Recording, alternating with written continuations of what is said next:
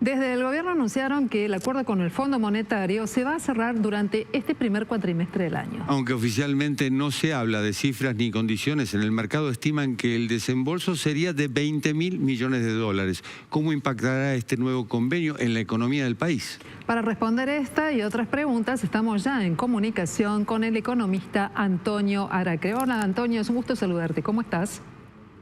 ¿Cómo están? Muy bien, muchas gracias por la invitación. Antonio, ¿cómo estás viendo la perspectiva de que finalmente la Argentina cierre un acuerdo con el fondo? Y en todo caso, más allá de hablar de los volúmenes que podrían llegar a entregarse, también hablar del espacio de condicionalidades que podrían tenerse en cuenta antes de generar ese desembolso.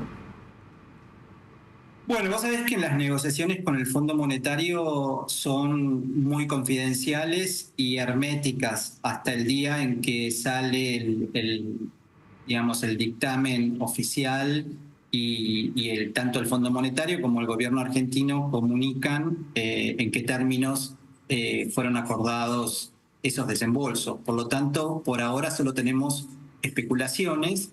Las especulaciones muchas veces tienen buena información y en general los bancos internacionales de lo que hablan es de una cifra de entre 15.000 y 20.000 millones de dólares, cuyo desembolso inicial todavía no sabemos, pero aún siendo la mitad de eso y el resto en algunas cuotas, involucra una cifra muy importante como para lograr el objetivo de sanear el balance del Banco Central y generar mayor equilibrio entre la base monetaria y los activos, de manera que una potencial salida del cepo o una menor restricción al movimiento de capitales no genere ninguna zozobra cambiaria ni ninguna disrupción en el mercado.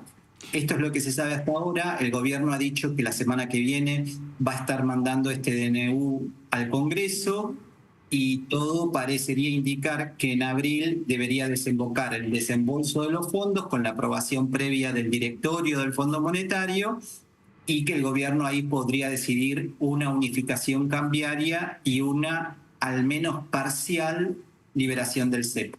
Antonio, entre las especulaciones, por supuesto no conocemos el detalle, pero se habla de fondos frescos. Una parte podrían ser fondos frescos. ¿Qué significa eso?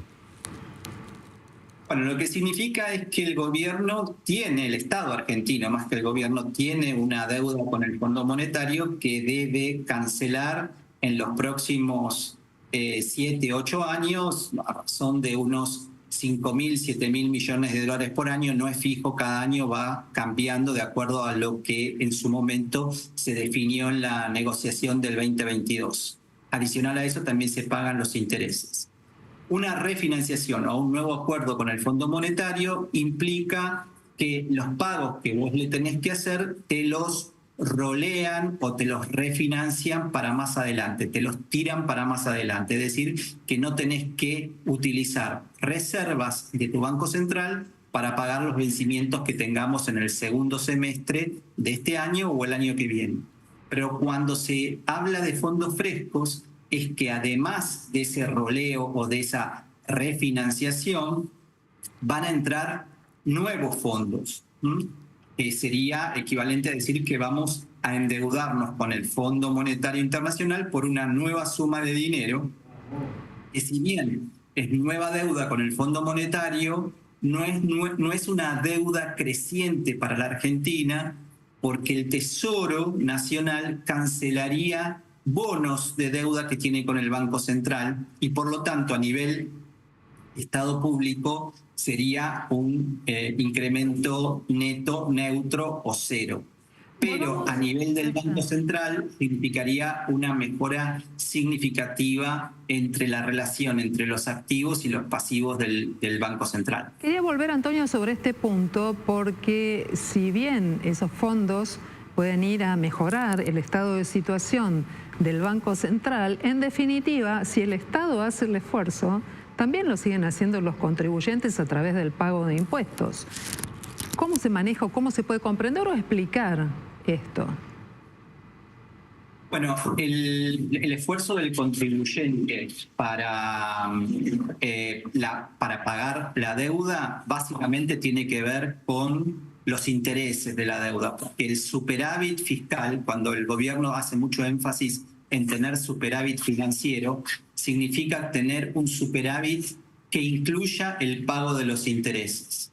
Entonces, lo que vos recaudás de impuestos tiene que alcanzar para todos los gastos corrientes en educación, justicia, salud, seguridad y, por supuesto, para pagar los intereses de la deuda. Por el otro lado, el capital de la deuda, casi ningún país del mundo lo paga. No tenés que hacer un esfuerzo fiscal para poder pagar esa deuda, por lo menos en lo inmediato. Y en la medida que vas teniendo excedentes en la cuenta de capital, es decir, que tus exportaciones son significativamente más altas que las importaciones, ahí ya no hablamos de recaudación, sino de balanza comercial, y que vos ese sobrante de dólares no lo utilizás para otra cosa, entonces podés aplicarlo a la reducción del capital de la deuda y así ir morigereando de a poco en los intereses que tenés que pagar también, que sí se financian con el esfuerzo y los impuestos de los contribuyentes. Entre líneas, el Fondo Monetario le está diciendo a la Argentina que el tipo de cambio está atrasado, como señalan muchos colegas suyos. No, yo creo que entre líneas lo que le está diciendo el Fondo Monetario al gobierno es que no tiene sentido especular con si el tipo de cambio está atrasado o adelantado, que lo mejor es dejar que ese tipo de cambio flote libremente y alcance el equilibrio de cotización que tenga que alcanzar. Si supera a la cotización actual, será más alto. Si, en cambio, está por debajo de la cotización actual, habrá una apreciación. Pero en todo caso, le permitirá al Banco Central seguir acumulando reservas, que es lo que quiere el Fondo Monetario Internacional, para que la Argentina tenga capacidad de repago de sus deudas. Antonio, y observando lo que hoy marca el mercado, en el momento de salir con una unificación del tipo de cambio, ¿cuál sería el valor que vos considerás que puede ser el valor de corte de esa salida? Mira, es muy difícil saberlo porque al principio cuando vos haces algo así puede llegar a haber una pequeña volatilidad, un efecto disruptivo que te levante un poco la cotización hasta que se acomoda. Si vos recordás la salida del cepo de principios del 2016, el tipo de cambio oficial era 9 y pico. Es increíble, ¿no? Ahora son casi 1.000, pero en ese momento eran 9 pesos y pico, y el tipo de cambio paralelo eran 14. Se sale del cepo y primero se va a 14, es decir, el valor del dólar oficial unificado se acerca prácticamente al valor del dólar paralelo, pero al mes o al mes y medio baja a 12, 12.50, 13. Es decir, que se acerca a un punto intermedio entre el dólar oficial, que era de 9 y pico, 10, y el dólar paralelo, que era de 14. Bueno, es muy probable que aquí pase algo parecido. Lo que pasa es que en ese momento la brecha era del 50% y ahora, afortunadamente, tenemos una brecha del 15%. Entonces, la distancia entre una y otro es muy poca, y así se ponga en el medio de ambas cotizaciones, el efecto sería realmente muy escaso. Tengo una última pregunta breve, pero que no puedo pasar por alto. Estamos con una zona muy tremenda de tormentas en Bahía Blanca, zona productiva, zona centro, Córdoba. Hoy, ¿cuál es el factor de mayor riesgo para la producción? ¿El cambio climático o el valor del tipo de cambio? No, mira, el cambio climático es algo que representa un riesgo a largo plazo.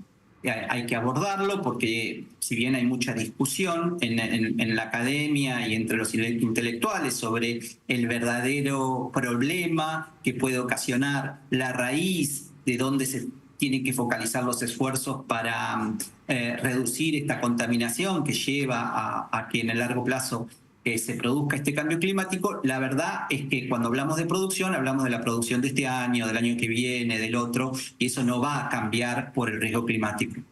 Y el tipo de cambio es una ilusión pensar que afecta a la producción, porque la verdad que en la Argentina, donde hace 30 años que no tenemos moneda, nuestra moneda es el dólar. Entonces, si vos devaluás inmediatamente los precios se corrigen y no lograste ninguna competitividad.